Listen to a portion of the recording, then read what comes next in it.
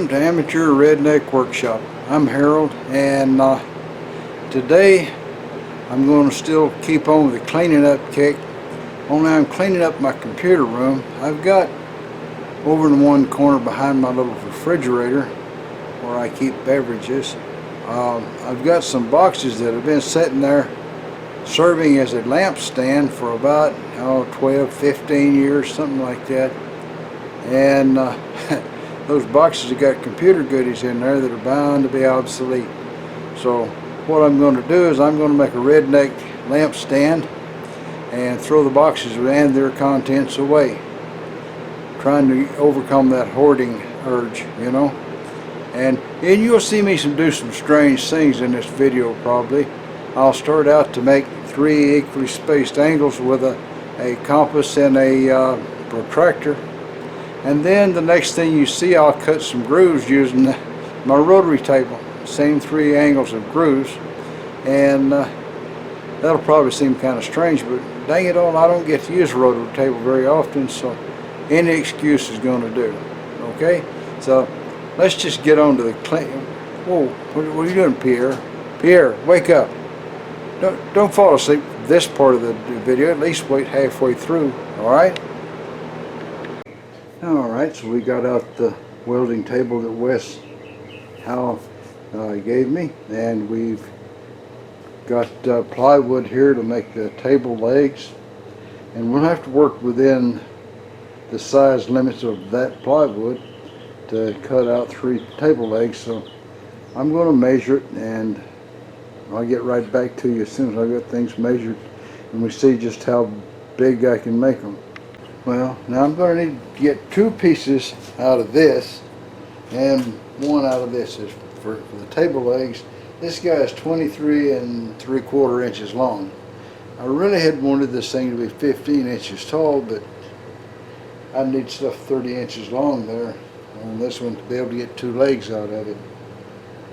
Now, I don't know. I'll sit down and I'll work out 1 table leg here and see, maybe I can make them curved or something and cockeyed, and maybe I can really get 15-inch table legs out of this after all. You guys take a little nap and I'll try to think some, much as it hurts.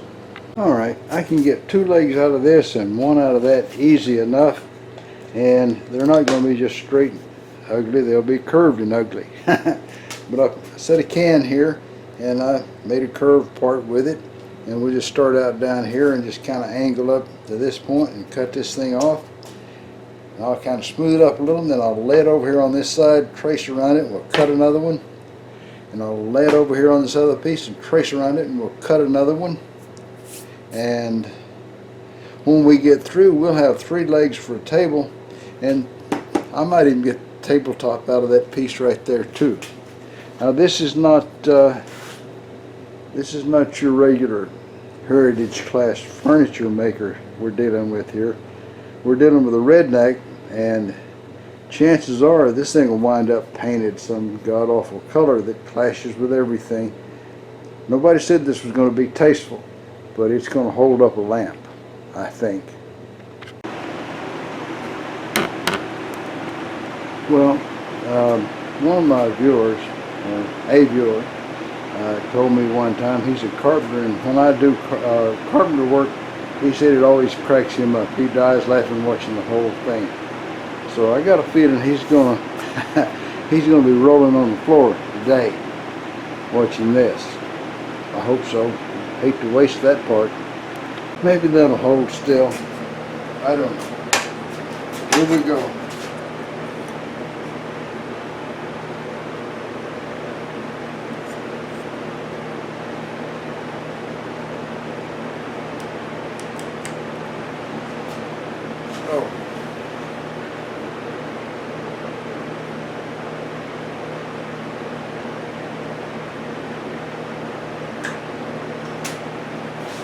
I would have sworn I plugged it in.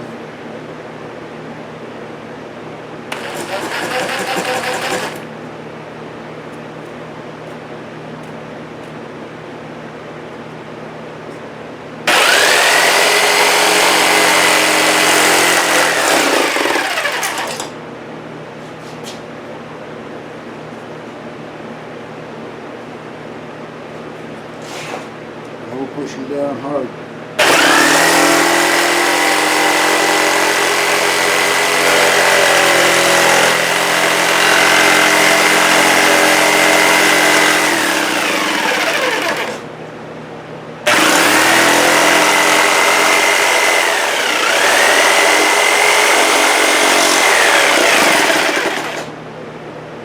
I think this needs to hang over the edge. Rearrange.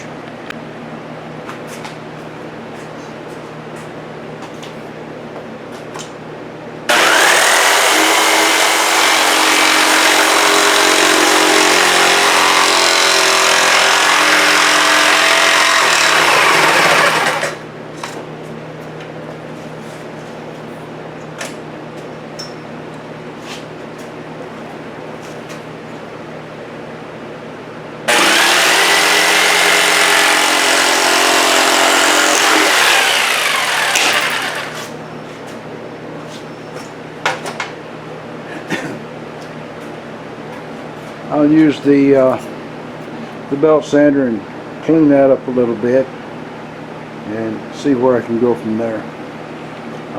And once it's clean, of course, I'll go and trace it on another piece over here. I was almost grabbed by the where is it problem right there with finding this pencil.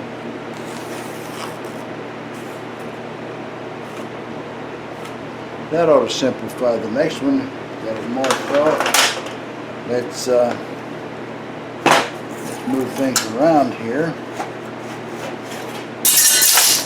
Yeah, there's room on the floor. All right.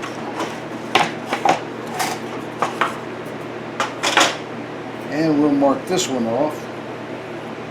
This end looks like it's not perfect, but it's close enough. All right, we'll mark it down here.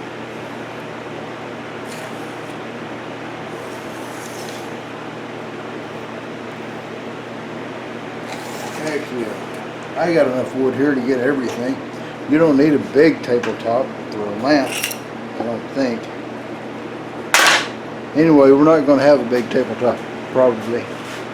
Alright, so my calculator says that 3 are going to 360, 120 times. I figure 120 degrees is where I'm going to make each one of these legs. So, got my little doohickey here, and here's one and here's two, and the other one's going to be around here somewhere. Let me see if I can see where's 120. There's 90.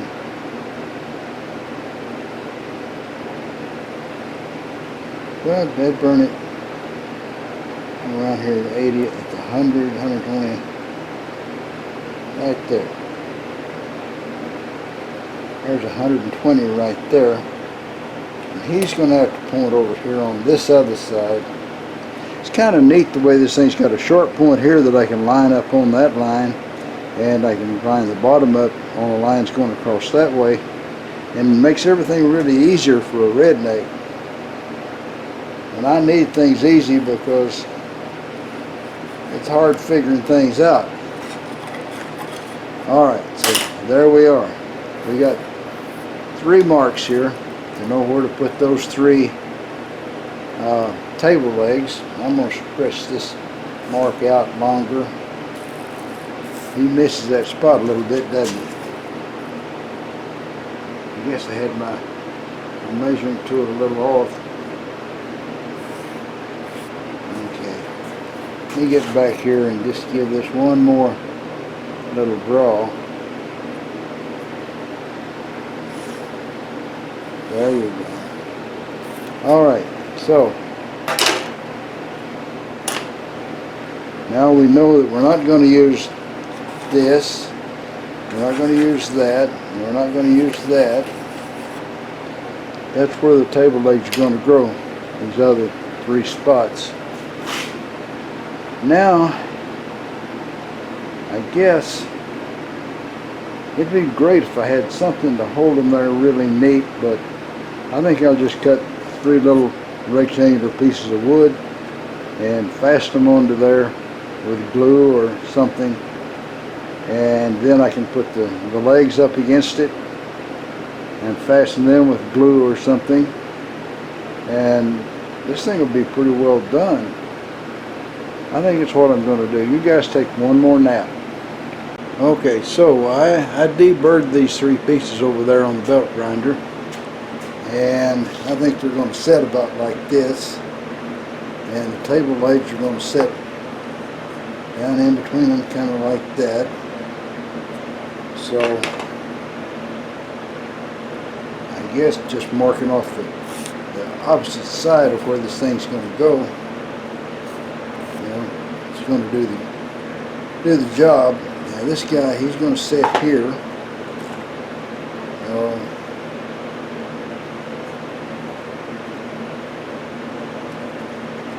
There we go. And that guy's going in there. That's not straight, is it?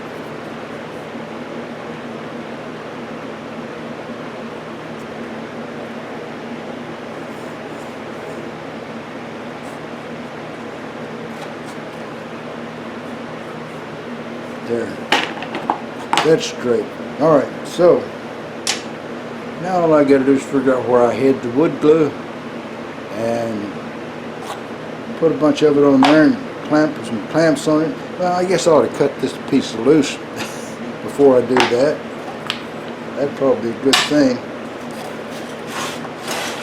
Maybe I'm getting in too big of a hurry here. Alright, nap time. Well, found the glue, so we're going to put a little glue on these things.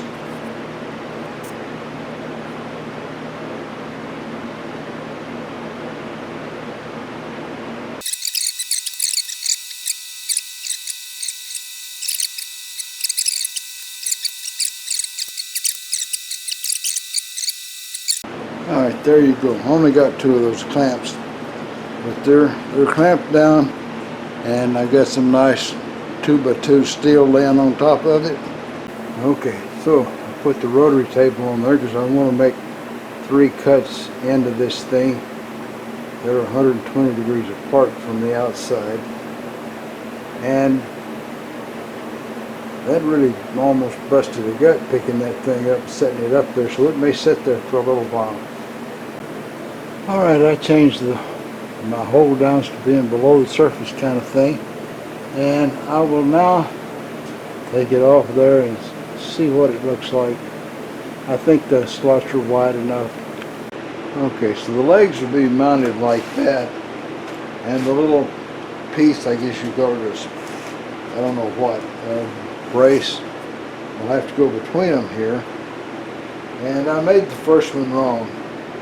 Somehow it slipped on me before I changed my hold downs, and they're not anywhere near right. You know, I guess maybe 2 of them might be, but the rest of it didn't turn out right. And I'm going to have to cut just a little bit off of the inside of each one of these to make them fit in here like I want it to fit. I don't know if you guys have ever tried this, but when you've got a delicate spot you want to disturb, a lot of times you can take a clamp, just pull a nail, or push the nail, however you want to look at it, right on into the wood all the way. You have to be kind of careful with thin, tiny little ones like this, that they don't bend, because that wood I'm going into seems like it's pretty darn hard. But there you go. And I started that out just up against the wood and shoved it in there. Alright, well, I put a nail in all 3 of them like that. This last one here, the nail started bending right at the last bit there, but it's holding, and I can use it to measure and get my little web, or whatever you want to call it, that goes up here between the legs to make them, you know, not wobbling around. I can do that now anyway. That's not the position I'm going to put that little thing in, but That does show it fits. And so I'm going to pull the nails and get the little booger loose from there. And we'll see what we see sitting over here on the welding table.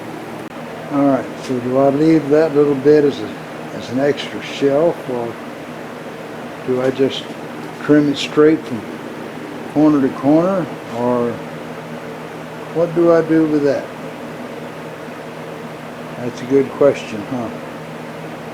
Nevertheless, it's on there, and give me a couple of minutes and I'll figure out what to do about it. So now, of course, it's back to sleep.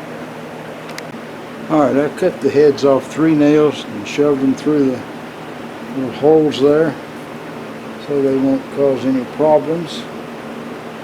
And I'm going to put glue on the thing so the nail won't try to leave.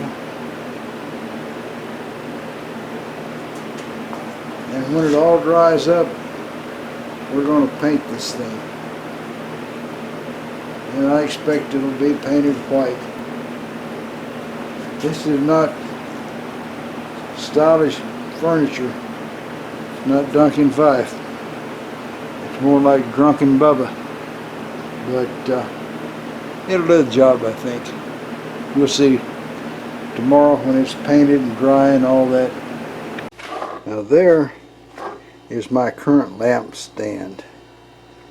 Those boxes. They've been there for years before I retired, and I retired in 2011. And there's junk in them. I don't even know what's in them. I'm sure that the most of it's computer parts that are obsolete. You know, if the computer parts that have been there since 2011 and before, they can't be very useful now. That's going into the garbage. Well, I was able to come up with a rusty can of mostly congealed white paint, and so that's what I'm going to use. Boss lady didn't like the idea of me going to get a paintbrush, much less going to get some paint, because I'm going to get to buy her some dye. And it seemed like, And there's the finished product. So we'll get over there and replace that pile of boxes under the lamp. Alright, let's yank them out of there.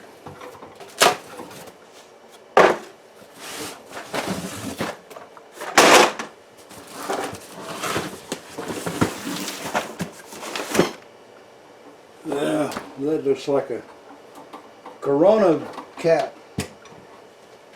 Not that Corona, the other one. Alright, the paint's still a little bit wet on this thing, but we're going to stick it down here and see if it fits anyway.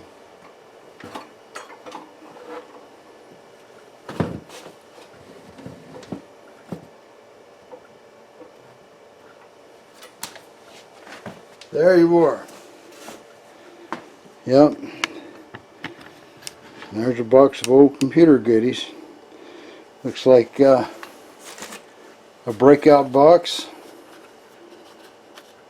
in case you want to break out. Yeah. And a bunch of old cables and stuff. Alright, let's see what Bubba or Boudreaux or somebody's up to. Yep, it's an Easy Bob, or rather an Easy breakout box. Set up for 25-pin computer cables. This is so 1980. But if you were wanting to check out your cables to make sure your parallel or serial communication was working right, these little lights would come on according to whatever wire they were on. Yep, let's go see Bubba. Bubba got himself a new job. Bubba got himself a new job down at the flour mill, and so every day he come home, he'd bring his wife a bouquet of flowers. And this went on for months, you know, and she was just happy she could see him home every day. And then one Monday he come in there and he didn't bring home no flowers. Tuesday, no flowers. Wednesday, no flowers. Thursday, no flowers, you know. So after supper, she said, Bubba, honey, she says, have I done something to make you mad? He says, no, no, sugar. He said, you ain't done nothing. She said, well, she says, you, for a long time, you've been bringing me flowers home every day after work. She says, and you ain't brought me no flowers at all this week. He said, oh, he says, yeah. He says, you know, he says, they closed the shortcut through the cemetery. Well, that's all, folks. Y'all try to subscribe if you're not already a subscriber. Leave a comment if you got something to say. And above all, remember, keep on keeping on. Bye now.